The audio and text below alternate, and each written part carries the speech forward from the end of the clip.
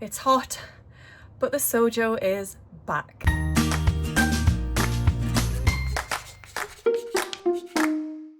Hi everyone, welcome back to my channel. My name's Tamlyn, this is Sewn on the Tyne, and I'm here today with a little update on what's been going on this week, what I've been sewing, and yeah, a little bit of an update. So first of all,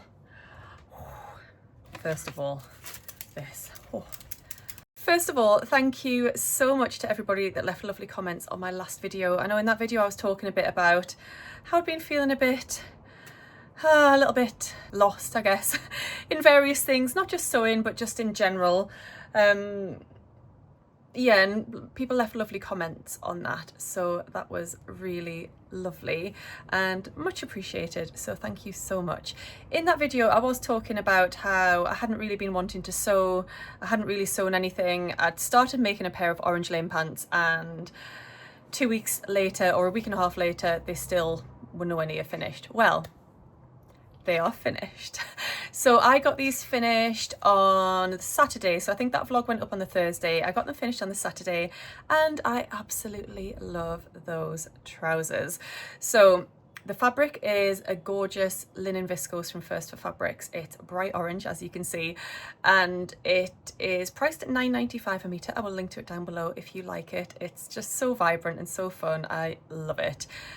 I made these lane pants in a size 4, which is my waist and hip measurement, one below where my waist and hip measurement should put me.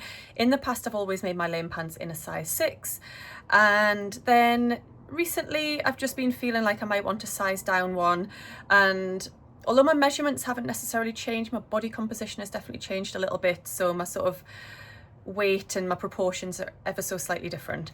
So I made a size 4, which is a size down from my waist and hip measurement, and I absolutely love the fit and everything. It's, yeah, I'm really delighted with these trousers, and I've had lots of lovely comments on them so far, so absolute win. And they immediately made me feel like I wanted to sew again. So again, in that last video, I was talking about a conversation that I'd had with my gorgeous friend Ruan, where she had recommended that I sew up a Saltwater slip dress, one of my all-time favourite patterns, because that would get my sewing mojo back, my creative juices flowing. So I went into the stash and I picked out some fabric, which was a fabric Godmother purchase from either last year or the year before, gorgeous viscose crepe. I'm actually wearing it in this tropical print with these little pops of checkerboard, and I pulled this out and thought, I'm going to cut out a saltwater slip dress in this fabric, and that's exactly what I did.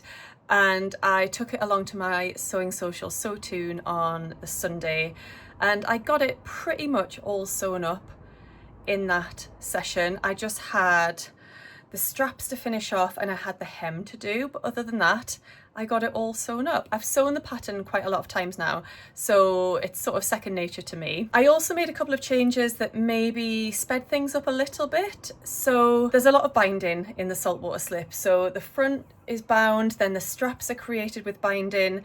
You've got waist ties if you want to add those in, which I did, which are also done using binding. And then you've got the strap, that like the back strap loops, which are also done in a binding way as well. I decided to just make those and turn them through, so just like loops and turn them through. I also, for the waist ties, sewed them right sides together and just turned them through like you would with a normal strap or loop. And I think that did save time rather than all of the pressing and yeah, I think that definitely saved time. I still did the front and the straps in binding because you've got to encase the actual dress with the binding, if that makes sense. So they had to be done in that way. So in terms of sizing, sorry, I make a size medium at the bust and the waist, and I grade out to a large at the hips.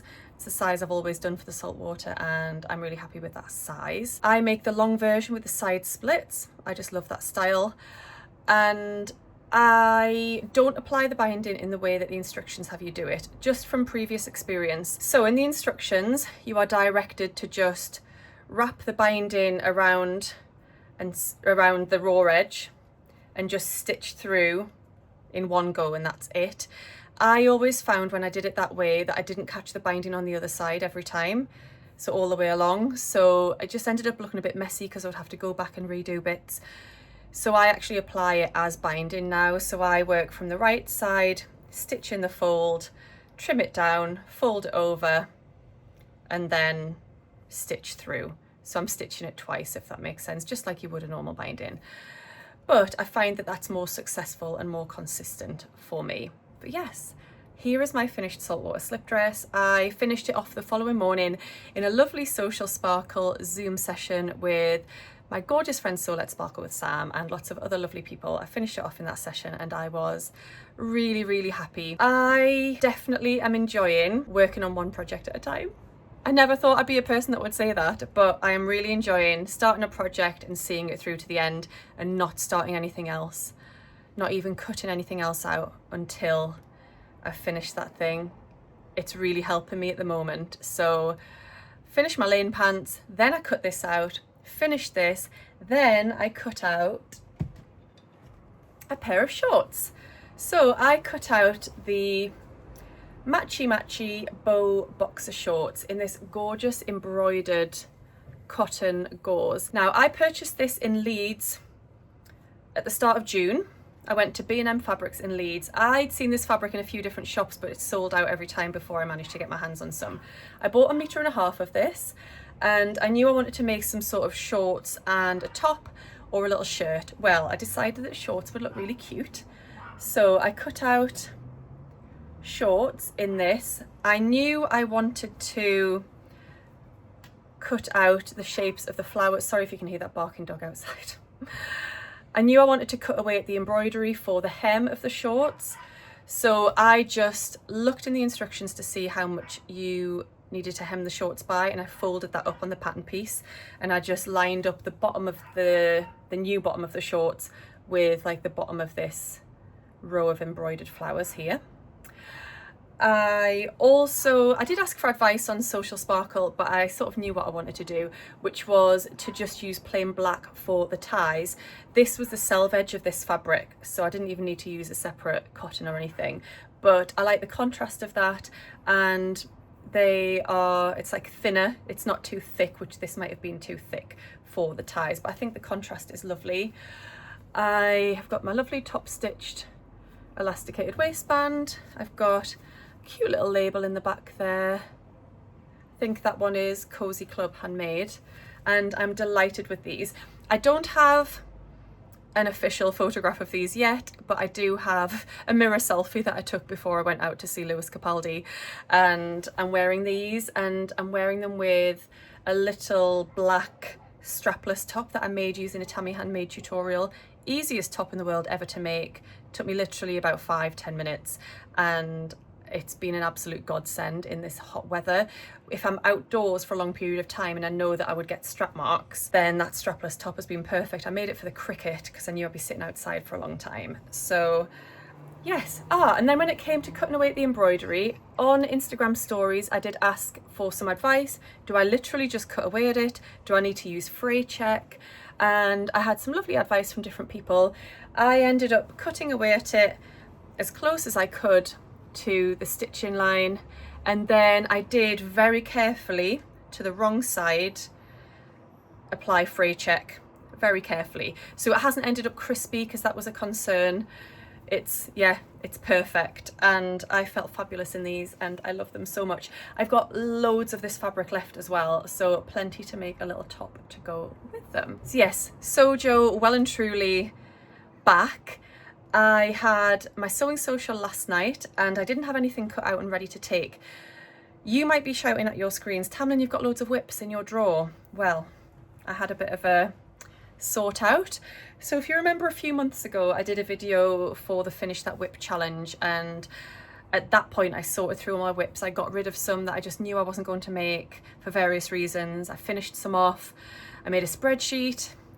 Well, then I still had some that were in there that I was planning on finishing, but they just weren't appealing to me whatsoever. So I just decided to remove that guilt, remove that pressure and that weight, and just go through them again and get rid of them. So I think I got rid of 4 or 5 whips from that drawer into scrap fabric, and the patterns, if I know I'm not going to sew them again, if they're PDFs, they've just gone into paper recycling, and I'm not going to feel guilty about it because that actually already made me feel lighter, less overwhelmed and more motivated to sew, because I knew that they weren't just lingering and sort of in the back of my mind, finish me, when I had no desire to make them, wear them or whatever. So yes, that was something that I did do. So then I needed to cut something out to take to my sewing social yesterday, and I cut out the shorts from the new Closet Core crew pattern, which is called the Adriana set. I'll put a picture here. It's a gorgeous like coordinating set of a shirt and shorts. I'm a member of the Closet Core crew, so I didn't need to buy this pattern separately. I've already paid for it up front at the start of the year. So I downloaded it, I took it to First for Fabrics to get it printed, and I've got a few fabrics that I would like to make it out of. I decided to choose one that I'm not hugely precious about. This is a fabric that I bought from Rainbow Fabrics at the Stitch Festival. It's gorgeous, but I wouldn't be devastated if the pattern doesn't really suit me or doesn't turn out brilliantly. I mean, I think it will, but I think I bought 3 meters of this at the time, thinking of a matching set. And then this pattern came along and it's just perfect. So I cut out the shorts to take last night, and I'm making good progress. So, except one silly mistake. So these are the shorts up to now. You'll notice that one leg is finished and one leg is not. And then I've made a start on the waistband, but I need to have I tried them on? No, I need to try them on, check the width of the elastic, and then finish that waistband off and top stitch through. So the reason I've only finished one of the legs, the leg is finished with a facing. So you've got a separate facing that you attach. It became apparent last night at my social that when I'd cut out my facing pieces for the shorts, I'd cut out the same piece each time. So I had 2 of the front and 2 of the back, but not a mirror image.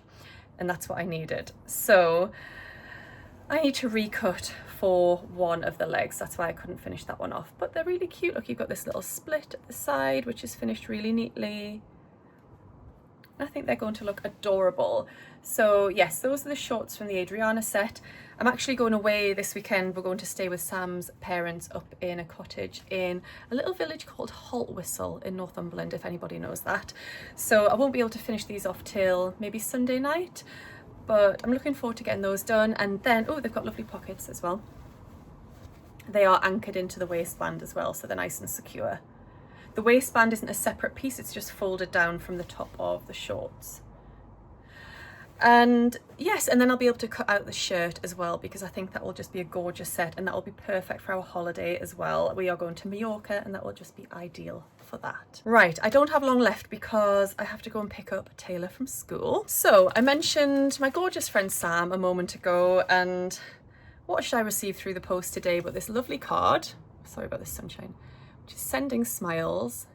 And inside it says, "Dearest Tamlyn, while I was at Kaz's Sewing Social, I spotted these on the swaps table and instantly thought of you. Just a little parcel of smiles and sparkle to brighten a random Tuesday, or Friday as it is today. I hope it finds you well and makes you smile. Love and sparkle, Sam." So that was just gorgeous. And what we have is, well, we've got a So Let's Sparkle with Sam sticker, which I always love to receive. And then 2 gorgeous little patches. One is a rainbow, which I think I'll put on something for Taylor. And one is a gorgeous little cat, which very much reminds me of Ziggy, and I'm sure that is why Sam thought of me too. A little pink nose and everything. I love it. Let's get that out of the bag, you'll be able to see better. Oh, yeah, if she had green eyes, then that would definitely be Ziggy. So thank you so much, Sam, that definitely brightened my day. I also received my Specky Seamstress subscription. So this just came today. If you haven't received yours, please fast forward, look away. Yeah, don't look. So the bias is perfect because we are a very music loving family. Sam's dad, so my father-in-law, is a musician, as many of you will know, and this will just be absolutely ideal for something for him. So I love that, that is perfect. And then the labels, we've got large ones which say "Practice makes perfect, ... hopefully."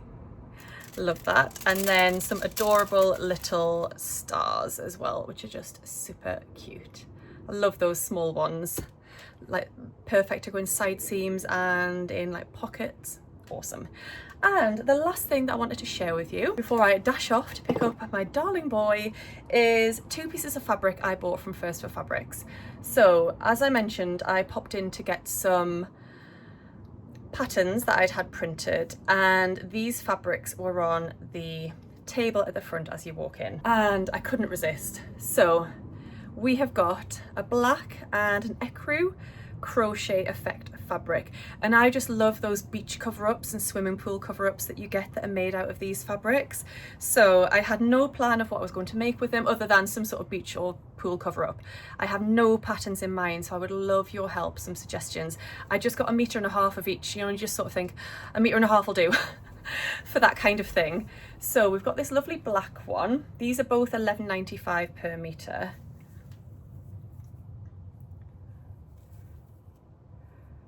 So I've got like a little bit of give in them, just the way that they've been knitted, I guess, or crocheted. So that's the black one, which is soft, but the ecru one, is super soft. Because sometimes these crochet fabrics can be a little bit scratchy, but these aren't at all, and especially not this one. This one is like super soft. Oh, I think that would look so lovely with a tan. So like I said, I've got 1.5 meters of each of those. I would love some suggestions of patterns that I could use for those fabrics, because I want to get those sewn up in time for our holiday, which is in 3 weeks time, so I don't have long. Oh, one last thing I did want to show you, but Chester's been sleeping on this fabric, so I apologise if you can see cat hairs. But as you may know, I'm a Rainbow Fabrics ambassador, and they got in touch with their ambassadors a few weeks ago to say they'd been contacted by Gymshark with the offer of some Gymshark fabric and should they stock it. And I said absolutely yes. I wear Gymshark clothes for the gym every single day. I love the quality of them. I've never had any complaints about the quality of their clothes. I think they last well, they're brilliant. So I just said yes in a heartbeat. So what they have is some black terry cotton, which is extra wide. This is 190 centimeters wide, I believe. So it's a French terry, a loop back French terry.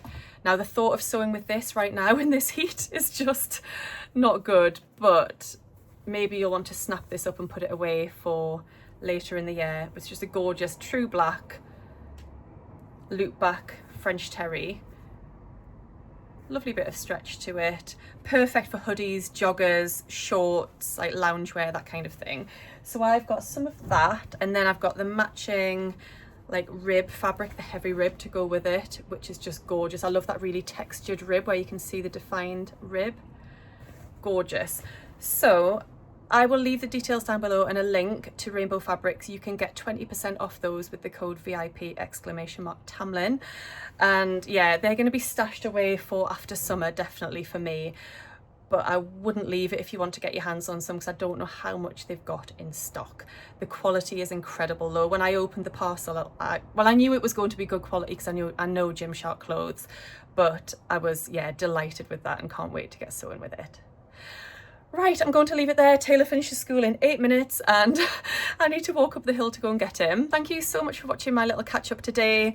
I hope you've enjoyed it, and I hope you've enjoyed seeing the 3 items that I've sewn since I last spoke to you, and another thing nearly finished. So yeah, the Sojo is definitely back. Thank you all for your tips, your advice, your comments in the last video. I appreciate you all. I hope you're all keeping well, and I'll see you again soon in my next video. Happy sewing. Bye.